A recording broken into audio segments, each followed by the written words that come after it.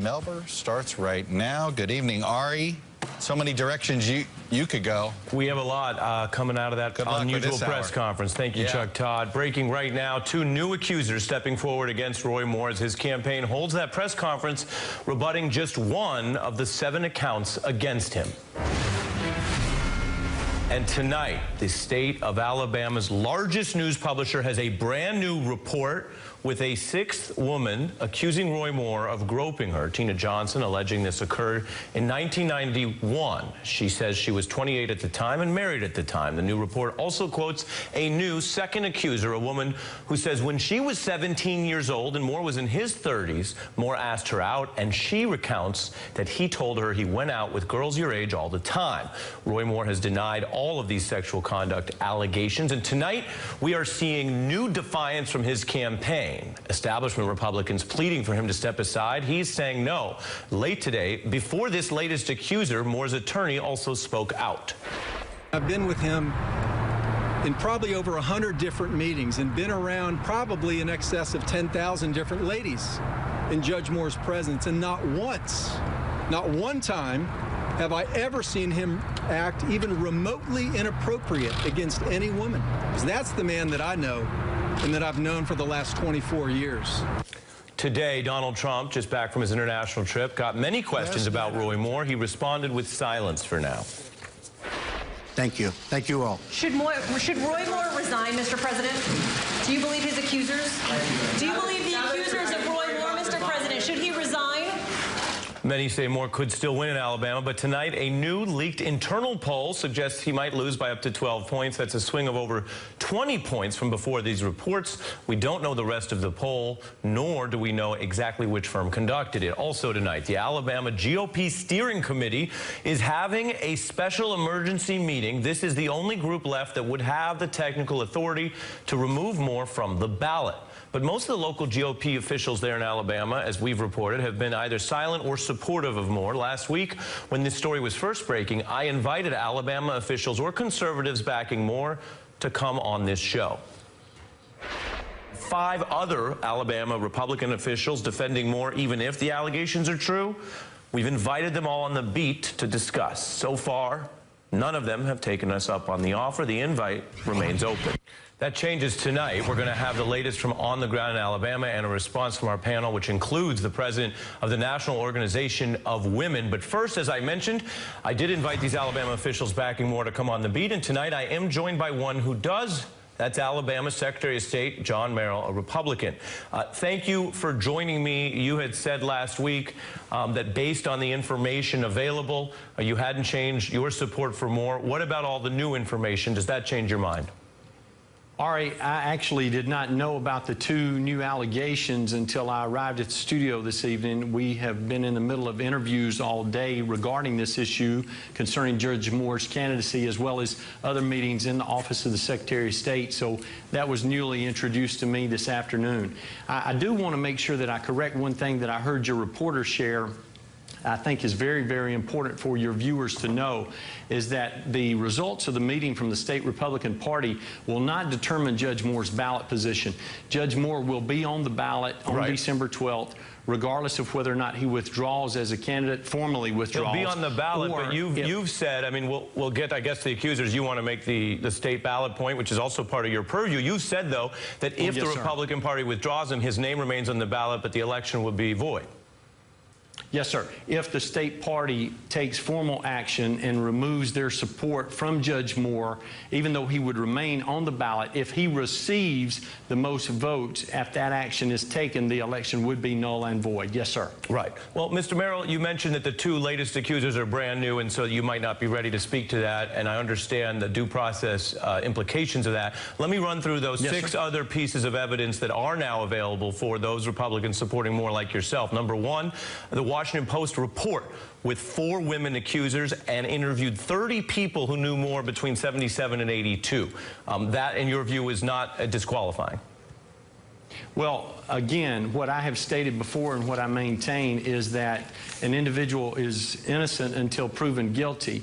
The original accounts that were introduced, those allegations, are very serious, and I think they need to continue to be vetted. I think all allegations or additional information that's brought forward should be vetted. And again, I feel as though if Judge Moore is indeed guilty of these allegations, that he should withdraw. I would not support him if I knew those were true. I don't think the majority of Alabamians, I don't know any Alabamian that would support Judge Moore for this position or any other position if they knew that those allegations that have been made were proven to be true. Right, but we're not in court. The time for the state of Alabama and others engaged in this is now to evaluate the information that exists. Let me play for you Ms. Nelson, who spoke out about all of this. I supported Donald Trump for president. This has nothing whatsoever to do with the Republicans or the Democrats. It has everything to do with Mr. Moore's sexual assault when I was a teenager. Mr. Moore reached over and began groping me. I tried fighting him off while yelling at him to stop. But instead of stopping, he began squeezing my neck. I continued to struggle. I was determined that I was not going to allow him to force me to have sex with him. I was terrified. I thought that he was going to rape me. Do you view her statement as evidence that is probative, that is potentially true here, or you don't believe her? No, I don't know. Again, I don't know Ms. Nelson. I don't know the other ladies. I'm not confident that I know anyone that knows them personally or has had a relationship with them in the past. I do think that each and every allegation that is introduced needs to be properly vetted and needs to be given the full attention for the severity of the comments that have been made. That's what we're trying to. That's what we're trying to do here. That's what we're trying to. And let me run again. You talk about the evidence. The New Yorker reporting again, an Alabama former prosecutor saying it was common knowledge Roy dated high school girls. That's more evidence in there. And then also a police officer in Alabama who voted for Moore, relaying that he understood that Moore was banned from the Gadsden Mall and said, I voted for Moore. I liked him at one time, but I'm disgusted now, to be honest with you.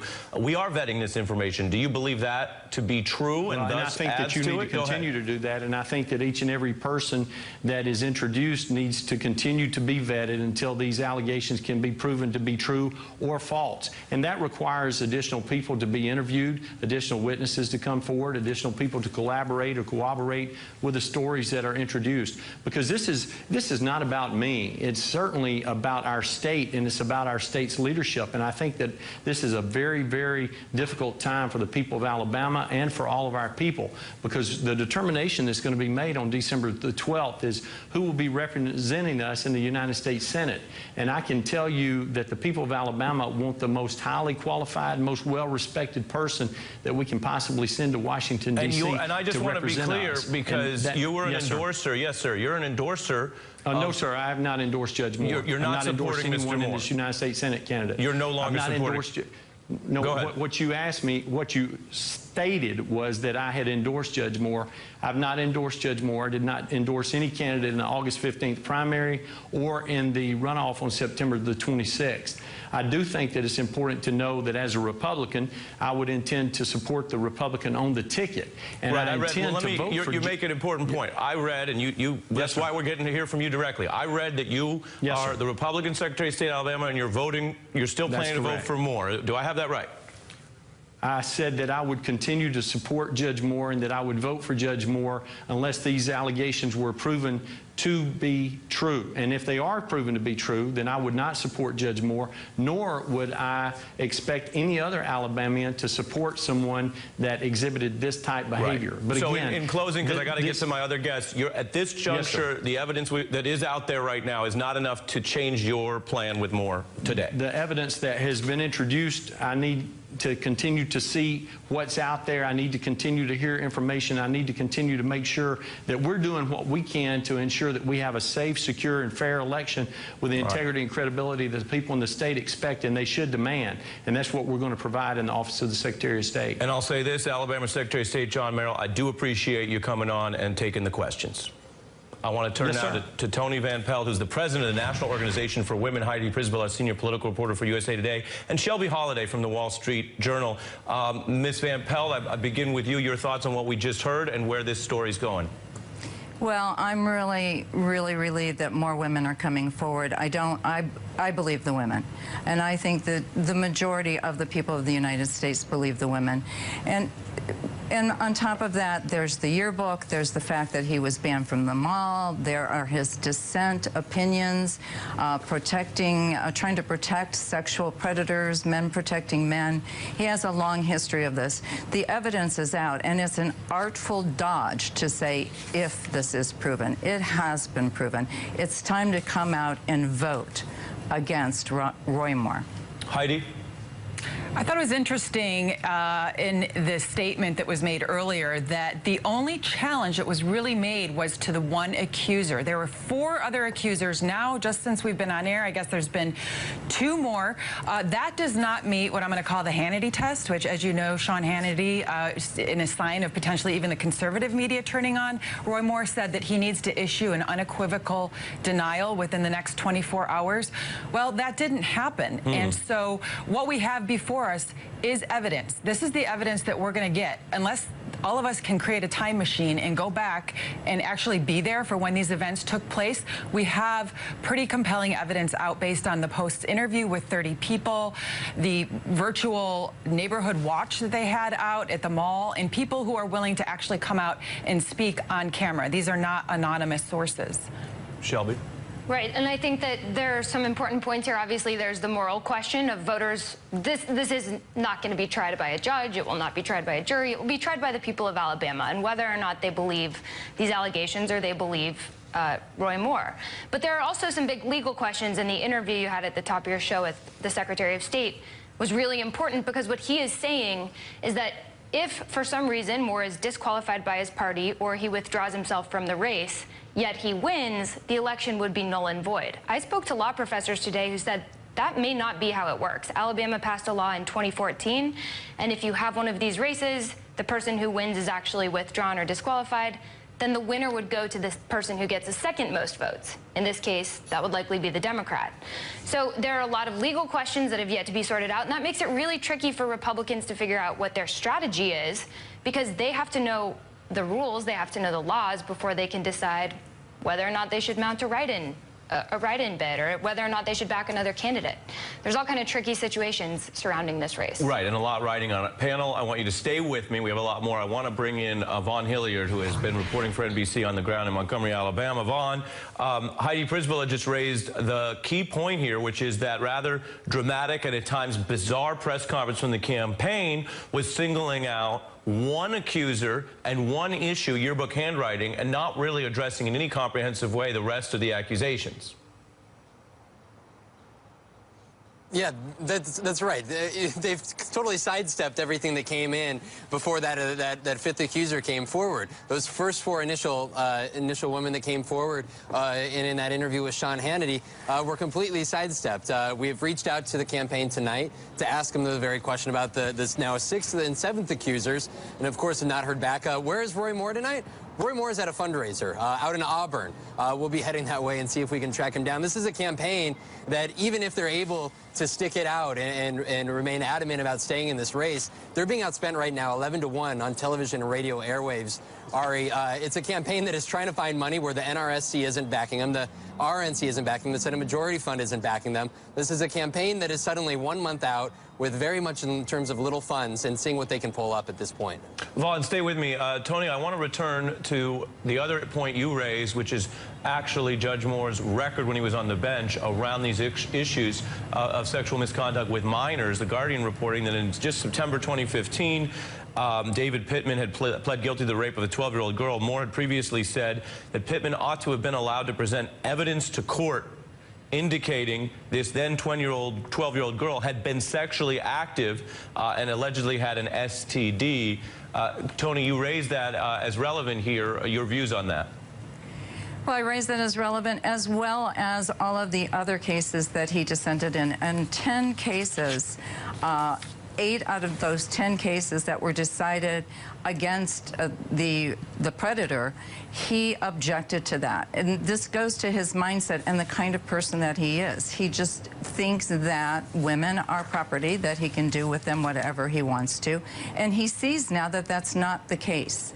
Women are willing to stand up for other women and to stop what's going on. Our democracy is at stake here, let's face it. We can't afford to have him in the Senate. And Heidi, I wonder if you could speak to the line between the Secretary of State, who we heard at the top of the hour, who sounded downright passive about a process that he's involved in. He said, well, we have to see what happens. We have to do the vetting. We have to do the fact. Well, we are doing the vetting, and the process is happening, and people in Alabama will be making their decision. I mean, he almost sounded like a bystander. The political duck and run, yeah. Yeah, and let me ask you to link that to this very odd statement from Ivanka Trump, the president not speaking out today. Ivanka Trump saying, quote, there's a special place in hell for people who prey on children.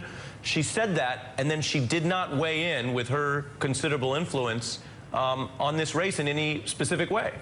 Well, that's two separate things, but let me start with the Trump challenge, because that has been the moment that everyone is waiting for, is President Trump coming back and weighing in on this. We know there's been phone calls between the White House and Mitch McConnell, and he gets here and doesn't say anything. Well, there's two things going on. First, they're worried about a potential, the same thing that Secretary of State is worried about, they're trying to put their finger in the political wind and see if the voters are going to turn against Roy Moore. They're basically watching polls. And I think the second thing with President Trump is the fact that he has his own problem, that he can't give a simple declarative statement like many other Republicans have done, I believe the women, because he has his own problems. His campaign is being subpoenaed in the Summer-Zervos case regarding his own sexual harassment allegations. The White House does not want to dredge up all of that, so they're in a difficult spot politically, both in terms of Alabama politics, I think, which is what's driving the Secretary of State's response, and then his own personal background and challenges. Yeah, Shelby, in that sense, Donald Trump is actually alone among Washington Republicans. He is, because we've heard all kinds of senators, Republican senators, say they believe the women. Richard Shelby said he's voting for the write-in candidate, if there is one. All of the Republicans in the Senate that we've heard from have distanced themselves from Roy Moore. But, you know, whether or not you believe these women, I wonder if the president weighing in would even matter, because we did see the president go down to Alabama, campaign against Roy Moore for his competitor, and it didn't matter. Roy Moore still won the primaries. I'm not sure that the people of Alabama want a candidate who Washington insiders and now the president are out there backing. They wanted the insurgent candidate, and you know, whether or not the GOP wants to put all of its chips on these controversial people, you know, sometimes you just let the chips fall where they may. Right, although ultimately we're living through a leadership test here, because it's a question of what are the qualifications for public office, and that's something that people in public life have to navigate and take a position on, or be loudly, noticeably absent, as we're seeing some. Shelby, Tony, Heidi, and Vaughn on the ground, thank you, all of you, for being a part of this discussion. Coming up, Jeff Sessions is actually going to be heading back to Congress with new questions about Russia in a closed session. The top House Democrat on the Russia probe, Congressman Adam Schiff, is on the beat tonight. New GOP attempts to take down Obamacare are already faltering. We'll tell you about that important story, and I have a special report later in the hour, my legal breakdown of Mike Pence's shifting defenses on Russia and why it matters, all that. Plus later, Sherilyn Ifill from the NAACP Legal Defense Fund on a very important story about Trump remaking the judiciary. It hasn't gotten enough attention. That's tonight. I'm Ari Melber, and you're watching The Beat on MSNBC. The Russia probes are about intelligence and evidence, what is alleged and what can be corroborated, which ultimately comes down to what's true. The now famous dossier assembled about alleged links between the Trump campaign and Russia has many asking whether Christopher Steele, the former British intelligence officer who famously wrote it, was mostly right or mostly wrong. And tonight I can tell you there is a new book reporting Steele's view. He thinks the raw intel he gathered, which we know is not always correct, has ultimately proven to be 70 to 90% accurate. The top Democrat in the House Russia probe, Congressman Adam Schiff, has said the dossier's allegations that Russians tried to help elect Trump turned out to be true. Meantime, tonight I can tell you Attorney General Jeff Sessions is walking back some previous denials under oath that the Trump team was in contact with Russians. And now this breaking news that he will appear in a closed session of the House Intelligence Committee on November 30th. That's new. I'm joined now by the man in the center of all of this, Congressman Adam Schiff. Good evening to you. Good evening. This idea of fact-checking the dossier is very interesting. The report I just showed is Steele's view, and anyone would point out, well, maybe he has a self-interest in finding it correct. But let's start with how this works. What does it mean, just for folks who aren't intel experts, when raw intel or leads turn out to be true or corroborated? Well, Christopher Steele was acting, I think, in compiling this, what's now called the dossier, much like he probably did when he worked with British intelligence, and that is he's sending raw intelligence reports back. He is sending reports of what he is hearing from his sources. Now, when our intelligence agencies do that, the analysts look at these raw intelligence reports, and they will use their expertise to try to determine, okay, this we can corroborate, this we're learning from other sources, this is consistent with what we're learning in other channels through signals intelligence. Right. But these are just the raw data. Now, the overall conclusion that he was reaching, that the Russians were endeavoring through active measures to help the Trump campaign and influence our outcome here, has certainly been borne out now by our own intelligence agencies. And he may have been onto that even before our own intelligence agencies were. But I think people need to recognize one other very critical fact, and that is we have a deep interest in what aspects of the dossier are accurate, but this is a very small part of a very big investigation. And I think there's an effort by the GOP to say, well, the whole investigation hangs on this one thread of evidence, and that's not true at all. Copy. The other big thing going on, as you well know, is this constant barrage of allegations coming out about Roy Moore. And I don't know why it would link back to what we are here to talk to you about, which is Russia. But then you have Senator McConnell raising the prospect of this removing the current Attorney General who's recused from overseeing Mueller. Take a listen. The name being most often discussed may not be available, but the Alabamian who would fit that standard would be the Attorney General, who's totally well known and extremely popular in Alabama. Is Jeff Sessions a possibility? We don't know, but he fits the mold of somebody who might be able to pull off a write-in. He fits McConnell's mold. Do you have a concern that this is an attempt to potentially lay the groundwork for interfering with the Mueller probe, or you view this as unrelated politics? Oh, I don't think it's unrelated at all. That scenario would solve a lot of problems for the president as well as Mitch McConnell.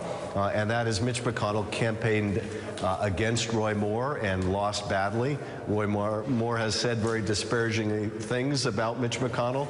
The president wants the Attorney General gone so he can appoint someone more pliable and someone who may help him get rid of Bob Mueller should he choose to go down that path. So it meets a lot of these common objectives. But of course, if that is the motivation here, and that is to get someone more pliable in the AG's office that can interfere further in the Russia investigation, that would be a terrible new turn of events. Because the administration is already succeeding in breaking down that barrier of independence of the Justice Department. They succeeded in doing it when they got the Justice Department at White House urging to lift the gag rule that helped further a congressional investigation of this 7-year-old uranium deal. And now they're trying to pressure the AG into appointing a special counsel essentially to go after the president's vanquished political rival. If the DOJ does that, if they open a new investigation because Sean Hannity and Donald Trump asked for it, is that a potential crime? Well, I don't know that it's a crime, but it is yet another dismantling of our system of checks and balances.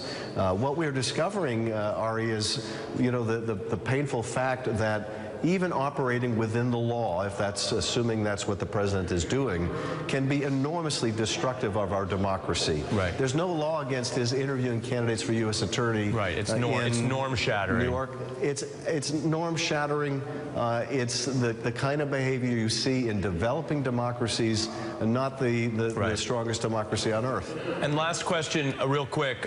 Carter Page's transcript came out, but nobody else's has come out. Is that what we would colloquially call just like a Carter Page thing? Why did we get to see his transcript, or will we see other transcripts? Well, this was a private deal that the majority reached with Carter Page to treat him differently. Now, we disagreed with that. We thought we ought to treat the witnesses consistently. And we also have a concern, frankly, with when you publish transcripts of, precipient witnesses like Carter Page, it allows other people to line up their stories. So there are investigative reasons not to do it. Did you say percipient? Yes. What does that mean? Well, meaning you've got expert witnesses that can testify, for example, on how the Russians use social media, but then you have fact witnesses who were there. Carter Page was in Moscow. He knows what happened in Moscow. Carter Page went to Budapest. We want to know, what did he do in Budapest? We know that he met with Hungarian government officials, and the Hungarian government is the strongest Putin proxy in Europe.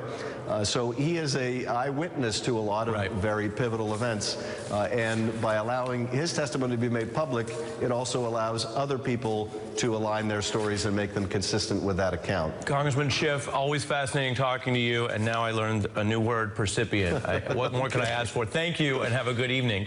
Up ahead, we have new reporting on the Roy Moore scandal developing. 2 new accusers in the last hour coming out in a new account, and an under-the-radar story that we think is important on the beat. We're going to take you inside Trump's plan. I was terrified. I thought that he was going to rape me. Do you view her statement as evidence that is probative, that is potentially true here, or you don't believe her? No, I don't know. Again, I don't know Miss Nelson. I don't know the other ladies. I'm not confident that I know anyone that knows them personally or has had a relationship with them in the past. I do think that each and every allegation that is introduced needs to be properly vetted. Properly vetted. That was Alabama's Secretary of State, Republican John Merrill. Moments ago on the beat, he explained after some back and forth, he still plans to vote for Roy Moore despite these new allegations. The latest tonight, accusations of sexual misconduct include a woman who says Moore groped her during a meeting at his law office in 1991. I'm joined by Dr. Howard Dean, former DNC chair, and back with me, reporter Heidi Prisbilla. Heidi, we were talking about this at the top of the show. This is clearly the political and ethical story rocking Alabama and Washington. Digging in on what we heard there from that Republican official and this huge gap between Washington Republicans trying to strategize on this and Alabama Republicans digging in, where do you see this going? What should people be focused on?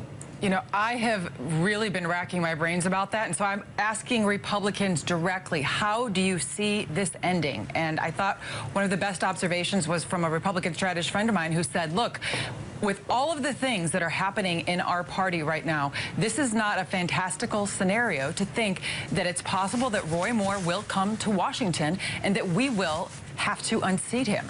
You already have some Republicans who've been on this network, like Steve Schmidt, saying that McConnell should even start beginning the whip count now, just to show that they have every intention, if Roy Moore does make it to Washington, that's what would happen to him. And I think that the Republicans see this as a clear line here, because you are not talking about sexual harassment of an adult woman, as bad as that may be. Here you are talking about straight up pedophilia.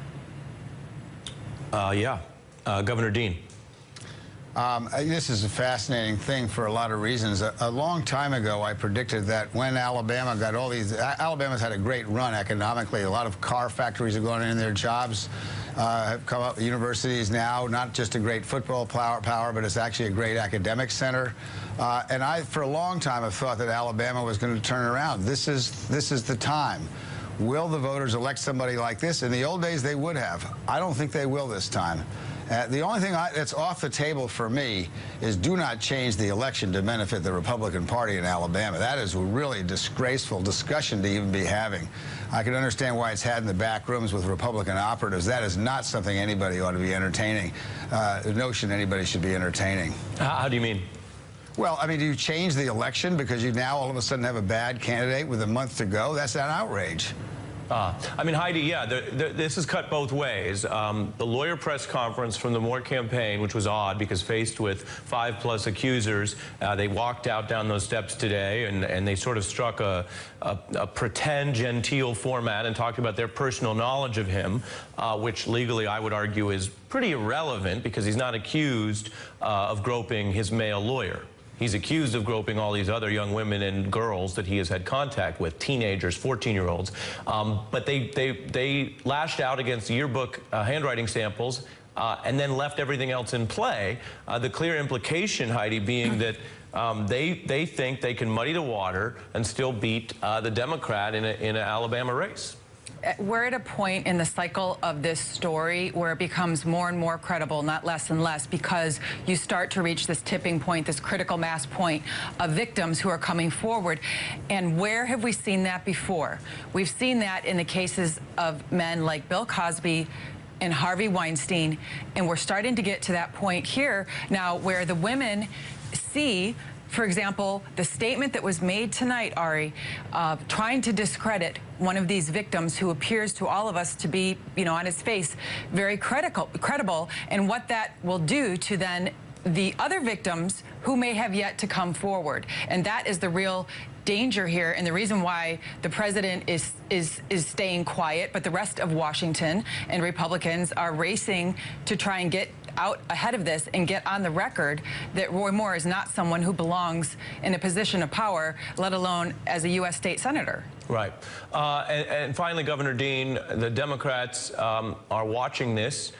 They keep an arm's length from Alabama because, as you know, as the party chair, it's one of the states that doesn't want a lot of national attention, certainly not in public in Alabama. But where does the Democratic Party go facing this down? Well, I think they're going to raise a lot of money for for Doug Jones. Just, small contributions and all that kind of stuff, that happens because Doug Jones is actually a very, very good candidate. He's a native Alabamian, working class guy, and he's a real Alabama person. And, I think Alabama is at a turning point. Again, as I said before, I've seen this coming over the last 10 or 15-year period. I think the time is at hand. I think the last thing we need to do is run down to Alabama and tell Alabamians how to make their decision. They're going to do the right thing. We ought to stay out of there. Of course, we should donate to Doug. He's a very good candidate, a very decent person. But I do not think we ought to be sending busloads of people from other states. Maybe if some Mississippians or South Carolinians want to go there, that's fine. But this is a matter for Alabama to decide who they want to be and what they want to do. And it's not for anybody else to tell them. Howard Dean and Heidi Przybyla, thank you both on this story that continues to develop. Up ahead, does Mike Pence have a good three-point plan for Russia? Or does he have a lot of defenses that aren't? Some have suggested on the left that all this bad stuff about Hillary, nothing bad about Trump, that your campaign is in cahoots with WikiLeaks. Nothing could be further from the truth. I think all of us have had concerns about WikiLeaks over the years, and it's just a reality of America. Right. That denial was not true. Vice President Mike Pence wrongly claiming last year that the Trump campaign did not have contact with WikiLeaks. But now new reports expose that Donald Trump Jr. was cahooting with WikiLeaks, direct messaging and coordinating about campaign issues, and that left Mike Pence on the record in the wrong because he was so quick to play the role of denier-in-chief for Donald Trump. Back during the Nixon administration, Ron Ziegler had this same denial problem. He would deny parts of Watergate, reporters would expose them, and then he'd have to find ways to minimize, obfuscate, or scrub those past denials. He'd say things like his statements had become inoperative, a tortured way to admit something he said was false. Pence now finding himself in that same Nixonian role, just like he did with Mike Flynn. Story today that former National Security Advisor Michael Flynn has filed with the Department of Justice as a foreign agent. Well, let me say, hearing that story today was the first I heard of it. You're disappointed by the story? The first I heard of it. First I heard of it. That also didn't hold up because it turned out Pence was alerted to Flynn's foreign work months earlier in a written letter from Congressman Elijah Cummings flagging that Flynn took money to lobby on foreign government interests. Flynn ultimately, we all know, was ousted from the White House also for allegedly lying to Mike Pence. He's currently under investigation for alleged bribery offers from that same foreign government that Pence was warned about, Turkey. So Pence's defense of Flynn, inoperative. Pence's first defense then, to blame others, he blamed it on Flynn. But Pence's WikiLeaks denial involves Trump's family, and just like you learned in The Godfather, in the Trump White House, never take sides against the family. So Pence deployed his second defense, the Jeff Sessions defense, and now he says this week that he just didn't recall that WikiLeaks contact, saying, quote, he was never aware of anyone being in contact with WikiLeaks. And then there's the third and final Pence defense, misdirection. Was there any contact in any way between Trump or his associates and the Kremlin or cutouts they had. I joined this campaign in the summer, and I can tell you that all the contact by the Trump campaign and associates was with the American people. Sir, I'm just trying to get an answer. Yeah, of course not. Why would there be any contacts? Just trying to get an answer. Here's your answer. That wasn't true. At least 9 people on Trump's team had contacts with Russia. Pence also used misdirection when pressed on the Comey firing. Did the president fire Director Comey to impede the Russia investigation? Well, as you know very clearly, as has been stated repeatedly and the president has been told, he's not under investigation. But intelligence officials have said there's investigation into potential ties between campaign officials and Russian officials. That's not what this was about. Or was it? Mike Pence was actually present at the Oval Office meeting where Trump read a draft memo about that decision to fire Comey, a screed about Comey's handling of, yes, the Russia probe. Now, if you knew what Pence knew, you might want to have a few defenses too. From blame to IDK to misdirection. With me now, former federal prosecutor and candidate for Illinois Attorney General Renato Mariotti. As you know, IDK stands... I don't know. Stands for I don't know. Mike Pence has a couple defenses here. Are they working? Well, they're clearly not, because we're having this segment. Because we see him. Exactly right. The fact of the matter is there continues to be questions about what Mike Pence knew and when he knew it. And he keeps making statements that distance himself, it seems like, from the White House, which is odd. For example, after this recent revelation about WikiLeaks, his office released a statement distancing himself from that, saying that he, had not been aware of that. Why? Why would the vice president do that? Is it a political reason? Is it some reason why he's trying to get in front of something before he's interviewed by Mueller? And I think those are questions we can't answer because we don't know everything that Robert Mueller knows. Right, a lot we don't know. He clearly, as a political or media strategy, wants to put these markers down. They upset Donald Trump. You have the WikiLeaks thing involving his own son, and then his vice president's out there going like, hey, I didn't know about that. He didn't quite blame Don Jr., but that's not allowed. Well, you have to think that the Pence camp is planning for a potential eventuality of what might happen if there becomes political problems for the president himself. And so I would suspect that that's part of what's going on. It's not merely a legal strategy. If this was merely a legal strategy, I would expect those conversations to be behind closed doors. Right. And so the fact that he's releasing this is his way of trying to tell establishment Republicans, maybe I was separate and apart from this. Because if you had a client without a press strategy, you'd say, well, don't put it in the paper. Just call the special counsel and say, hey, I can prove we didn't know this. Sometimes that's the case. Exactly right. Or make the statement through your attorney. Why make it yourself, or put out a statement that's supposedly on your behalf? Why not have your attorney call up someone at the special counsel's office and just alert them to it? Always better to talk to an attorney. All right, I got to remember that. I'm doing too much talking all by myself. Our favorite attorney at the time, Renato Mariotti, thanks for being here. Coming up, inside President Trump's plan to stack the courts. We'll tell you who he is picking. The other big story this week is Donald Trump pressuring his own Justice Department to investigate Hillary Clinton. As we've reported, it can be illegal if Jeff Sessions carries out that order without proper evidence. That's the prosecution side of things. But what about judges? The New York Times has reported on a new secret plan hatched to fill some of the most powerful federal courts by Donald Trump with some unusual people. Now, it only takes these days a simple majority vote, and they've already confirmed 8 appeals judges. That's the most early in this presidency since Richard Nixon. And of the 18 nominees so far from Trump, 14 are men and 16 are white. A very different record than the last administration. Now, one of the appointed, John K. Bush, has compared abortion to slavery.